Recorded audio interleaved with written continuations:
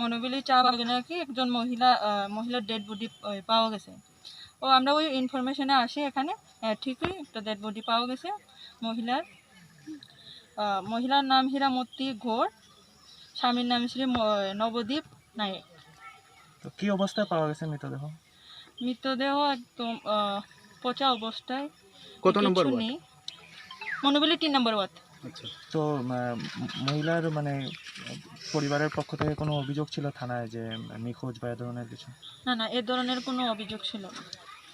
তো মহিলাকে কি শনাক্ত করেছে পরিবারের লোক? হ্যাঁ, মহিলাকে ওর মা, ওর স্বামী শনাক্ত করেছে।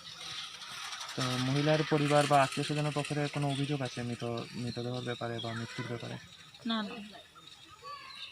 তো প্রাথমিকভাবে আপনাদের কি ধারণা কিভাবে মৃত্যু হয়েছে?